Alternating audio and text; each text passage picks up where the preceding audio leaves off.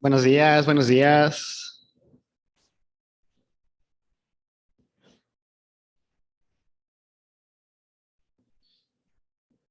¿Me escuchan? Ok, perfecto. Oigan, ya les subí el proyecto integrador en el Classroom para que ustedes puedan checarlo. Ya subí en el Classroom el link del periódico Mural para que ustedes puedan entrar.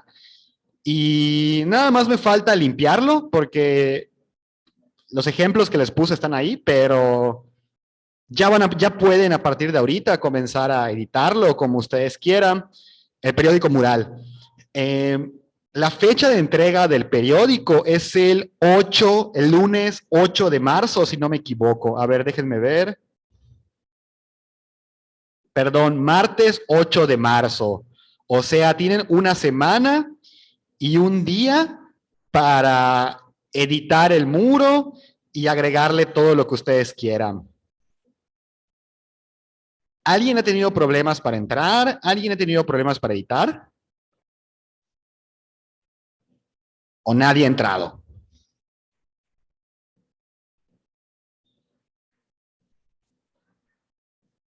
Bueno, si alguien tiene problemas para entrar o para acceder, díganme.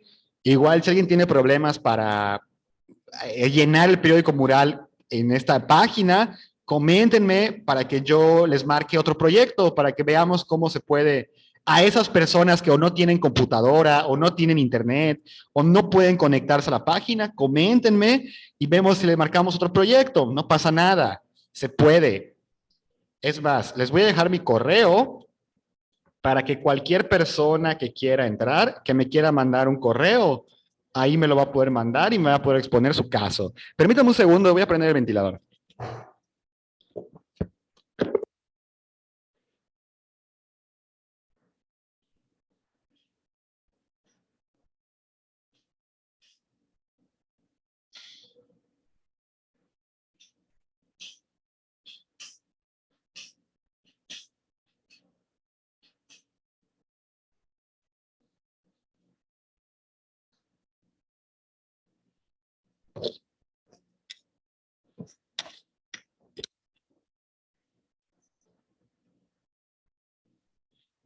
Bueno, ya les he pasado mi correo por el chat para que cualquier persona que tenga alguna duda o algún comentario o algo que no haya entendido pueda preguntar. ¿Qué fue lo último que vimos? No terminamos de ver la presidencia de Venustiano Carranza, ¿verdad? Porque hay varias cosas muy interesantes con este señor que les puede servir para sacar información para su proyecto integrador. A ver, permítame un segundo. Si alguien tiene dudas sobre el proyecto integrador, es el momento, porque creo que es nuestra última clase del bloque. Ya no tenemos clase mañana, ¿verdad?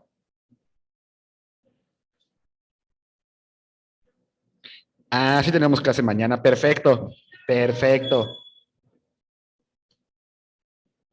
Bueno, a ver. Entonces mañana vamos a poder contestar las preguntas. Si alguien tiene alguna duda, por favor, éntrenlo, chequenlo. No vaya a ser que luego les esté fallando y no puedan entregar su proyecto integrador.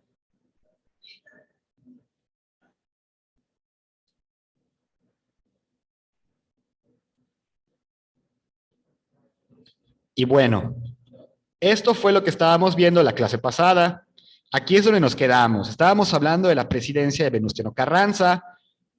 Venustiano Carranza fue el presidente que va a escribir la Constitución de 1917. Va a ser él el que va a derrotar a los revolucionarios. Vamos a repasar un poco de lo que vimos la clase pasada, a ver si se acuerdan. Venustiano Carranza acaba la segunda fase de la revolución y los revolucionarios se comienzan a reunir para pensar en el futuro del país y surgen dos facciones.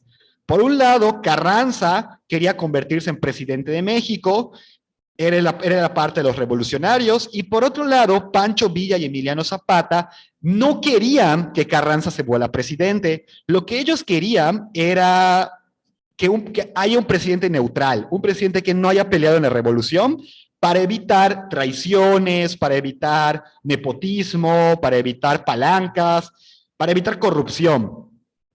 Y esto es lo que va a llevar a los revolucionarios a agarrarse a golpes en esta tercera fase. Esta tercera y última fase va a ser únicamente de los revolucionarios. Ya no va a ser revolución contra tiranos. Ya no, ya, si la primera fase fue contra Porfirio Díaz y la segunda fue contra Victoriano Huerta, la tercera fase va a ser entre los propios revolucionarios. Y Venustiano Carranza derrota a Pancho Villa y Emiliano Zapata gracias a su general, gracias a Álvaro Obregón. Él es Álvaro Obregón. Álvaro Obregón trajo las tácticas de la Primera Guerra Mundial, las trajo a México, trajo la guerra de trincheras, trajo las armas químicas. Las armas químicas, pues, tal cual, tiras un químico y o asfixia a las personas, o les quema la piel, o son armas muy poderosas. Él lo va a traer a México. Él va a traer las metralletas más potentes, él va a traer la guerra de trincheras, y gracias a él, gracias a eso, va a derrotar a los revolucionarios, a Pancho Villa y Emiliano Zapata. Y para 1915, la comunidad internacional reconoce a Venustiano Carranza como presidente de México. Y en 1917, aquí nos quedamos la clase pasada. Ya una vez que Venustiano Carranza es reconocido como presidente por los demás países, Venustiano Carranza manda a redactar la nueva Constitución, la Constitución de México de 1917, que es la que tenemos actualmente, es la que nos rige actualmente. No es la primera Constitución, de hecho, si se acuerdan en sus clases de la historia del siglo XIX, esta Constitución es la tercera, no es la primera.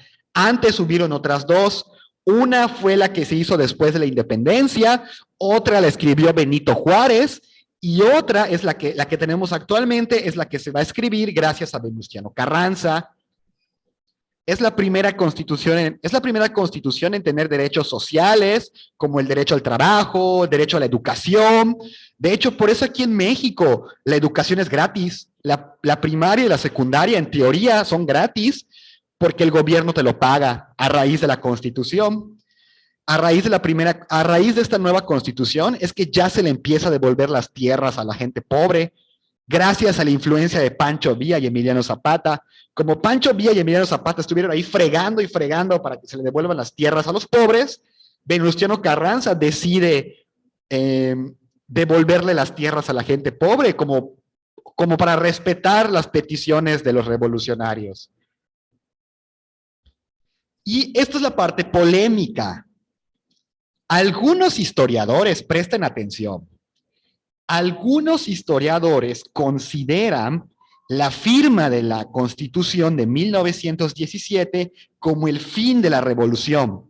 Hay quienes dicen, de hecho el gobierno dice que así es, que cuando se firma la Constitución se acaba la revolución. Esto no fue así. Hay historiadores que dicen que cuando se firma la Constitución empieza una nueva fase. Hay quienes dicen que va a comenzar una cuarta fase, ¿ok? Porque a Venustiano Carranza lo van a matar.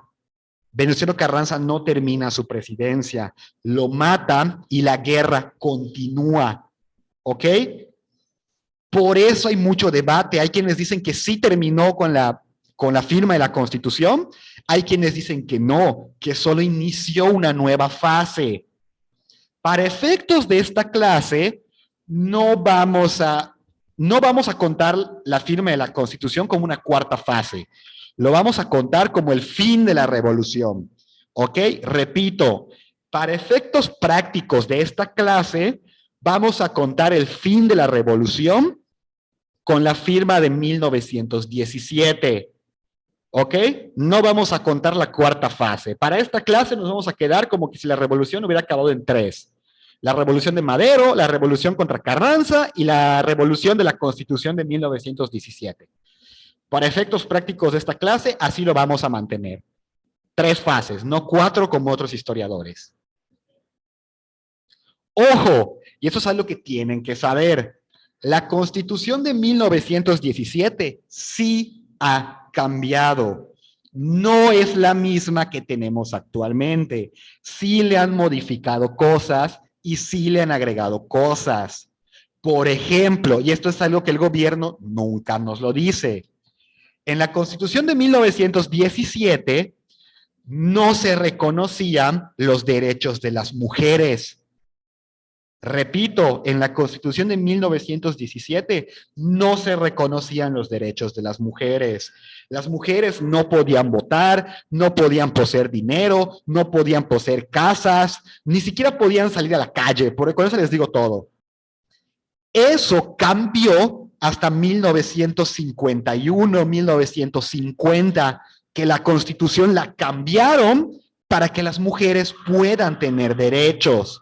O sea, sí la han actualizado, sí la han modificado. Otro ejemplo que les puedo dar de cómo la Constitución va a cambiar es lo que está haciendo López Obrador. Cuando López Obrador haga la revocación de mandato, sí están enterados de eso, ¿verdad? De que este año va a haber votaciones para la revocación de mandato. ¿Sí están enterados de eso? ¿Sí? ¿No? No. No. Ok, miren, les explico. Una de las propuestas de López Obrador es la revocación de mandato. O sea, a los 3, la propuesta es, la presidencia dura 6 años.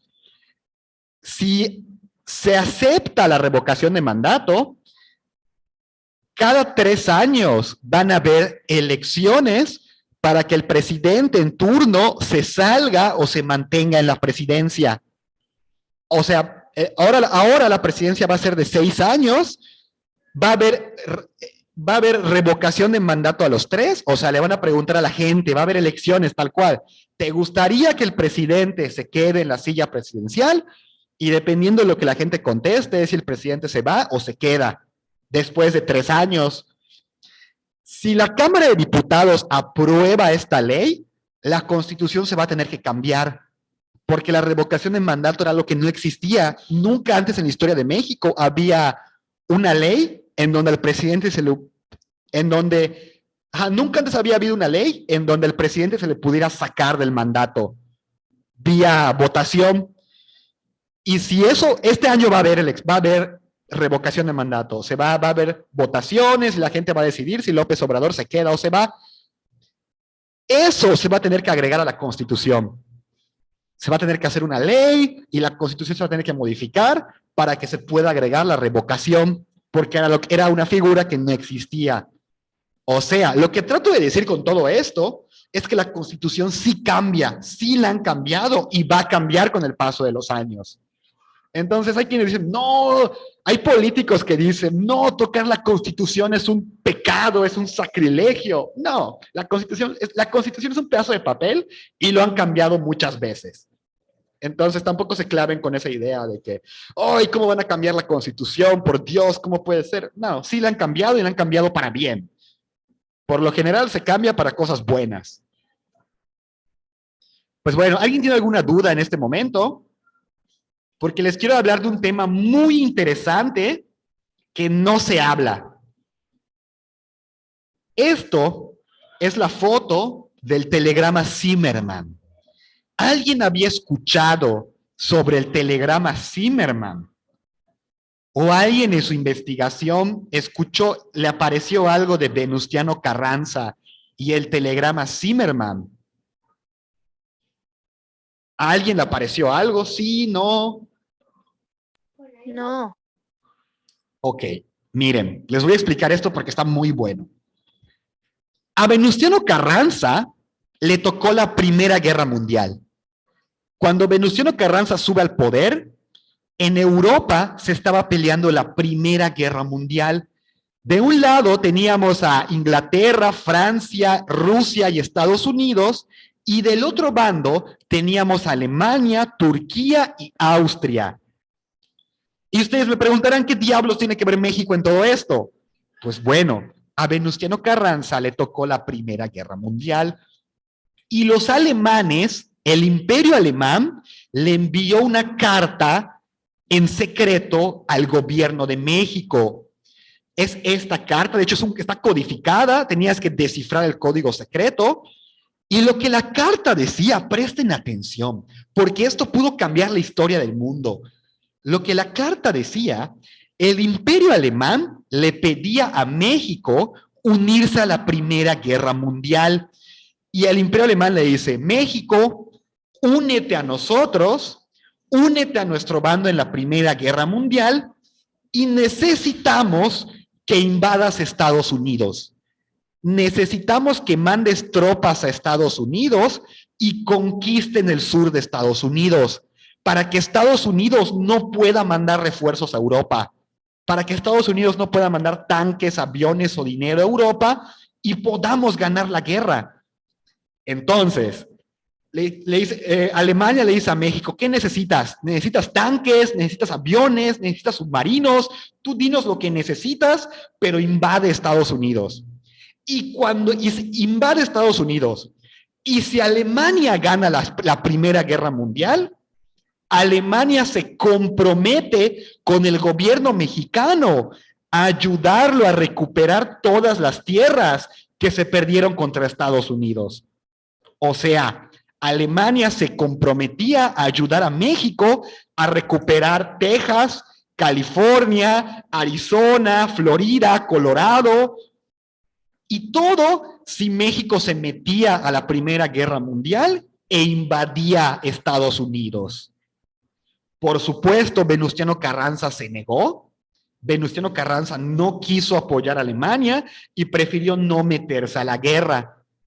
Cuando los gringos se enteraron que Alemania estaba teniendo conversaciones con México, eso fue uno de los motivos para que Estados Unidos se meta a la Primera Guerra Mundial, porque decían, los alemanes ya están comenzando a pactar con nuestros vecinos, y si no mandamos tropas, ¿quién quita que no nos invadan desde el sur, desde México?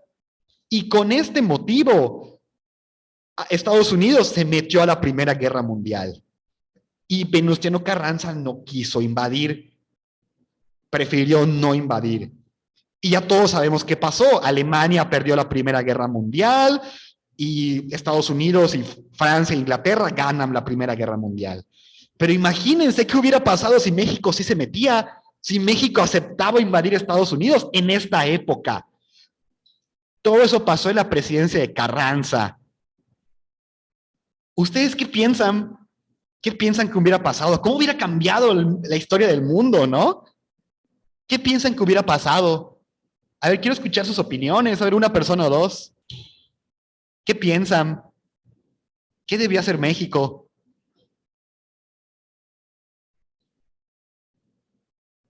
¿A alguien se le ocurre algo?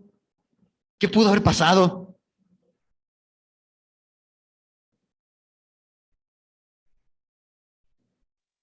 Tal vez que debe haber aceptado. ¿Tú crees? Eh, ¿Tú crees que le hubiéramos podido ganar a Estados Unidos en una invasión? pues, quién sabe, tal vez sí. Con el apoyo de Alemania, pues al final le convenía a Alemania que pues tener de aliado a México porque pues es vecino de Estados Unidos y pues tal vez sí lo hubiese logrado. Ok. ¿Alguien opina otra cosa? ¿Ustedes qué piensan? ¿Debía aceptado? ¿No debía haber aceptado? ¿Estuvo bien? Pero sí, esto estaba pasando en el mundo mientras México luchaba la revolución. Mientras los revolucionarios se agarraban a golpes, había una guerra mundial en Europa. Y miren cómo prácticamente llegó hasta México, o intentaron reclutar a México. Lo cierto es que Venustiano Carranza no aceptó, porque uno, apoyaba a los gringos, y dos, hubiera sido muy difícil. Yo sí considero que hubiera sido muy difícil una invasión a Estados Unidos en esta época, que el ejército está destruido, que hay mucha pobreza porque llevamos quién sabe cuántos años de guerra civil. Y si a eso le agregamos, pon tú que México invadía Estados Unidos y Alemania pierde la Primera Guerra Mundial, como pasó, nos hubiésemos quedado en un problemota porque ya habíamos iniciado una guerra y ahora Alemania pierde y ya no tenemos apoyo. Prácticamente Nos hubieran comido vivos los ingleses, los franceses y los estadounidenses.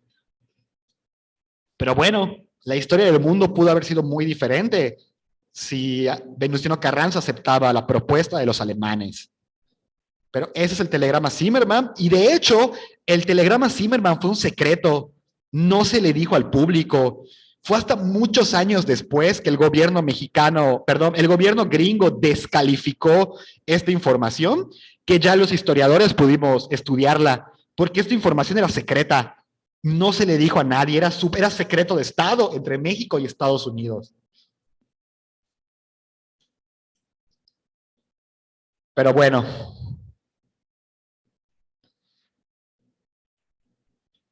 durante la presidencia de Venustiano Carranza ocurrieron dos cosas. Se asesina a Emiliano Zapata.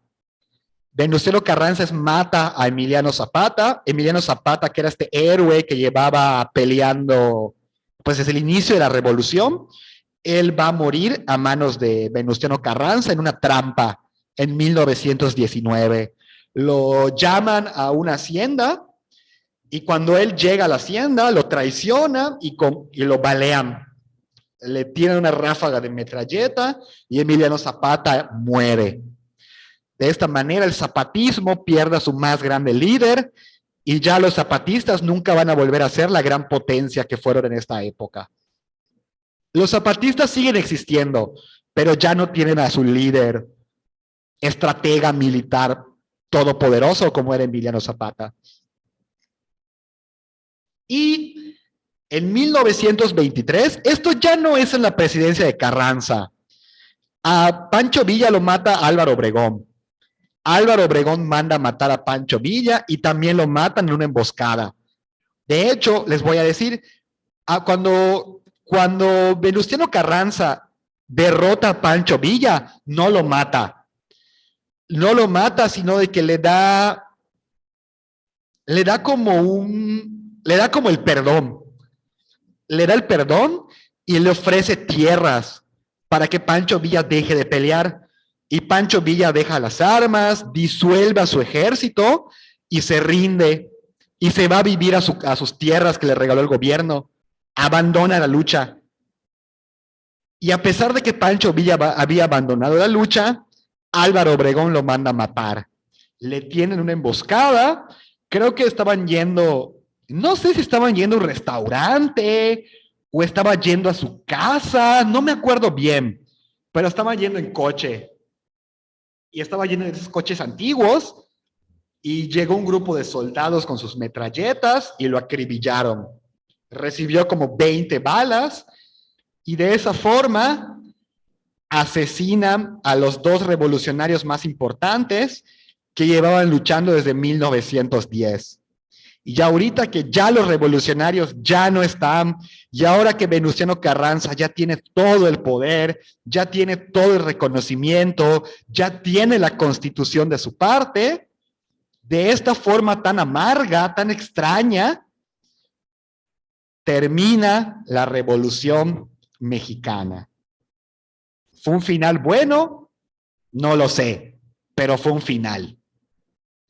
De esta manera, con Pancho Villa y Emiliano Zapata asesinados y con Venustiano Carranza en todo el poder, acaba, después de casi 10 años de guerra civil, la revolución. Termina la revolución y así acaba y empieza una nueva fase para México, la que vendría a ser el México moderno. El gobierno actual es herencia de la revolución, la constitución es herencia de la revolución, hasta la identidad nacional mexicana es herencia de la revolución. Y por eso es tan importante y de esta forma va a llegar a su fin. Y pues bueno, chicos, ¿alguien tiene alguna duda, comentario, aclaración? Si nadie tiene dudas, vamos a dejar la clase hasta acá. Nos vemos mañana. Si alguien tiene dudas sobre la revolución, sobre alguna de sus fases, sobre el proyecto integrador, es el momento perfecto. Tiene hoy y mañana para despejar sus dudas. Si nadie tiene dudas, vamos a dejar la clase hasta acá. Nos vemos Mañana tenemos clase. Mañana tenemos clase. Mañana seguimos contestando dudas. Pues bueno, chicos, eso fue todo por el bloque 1. De esta manera acabamos todos los temas del bloque 1. Yo pensé que no íbamos a llegar al fin de la revolución porque estuvo muy larga, ¿eh? La revolución es muy larga. Y bueno, así llega a su fin el bloque 1. Si nadie tiene dudas, nos vemos mañana. Se pueden desconectar. Mañana pasamos lista. Nos vemos mañana a la misma hora, si no me equivoco.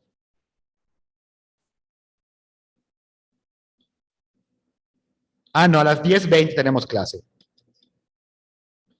Bueno, chicos, nos vemos mañana entonces. Que tengan un bonito día. Mañana contestamos dudas. Bueno, si alguien tiene dudas, hoy y mañana es el momento perfecto.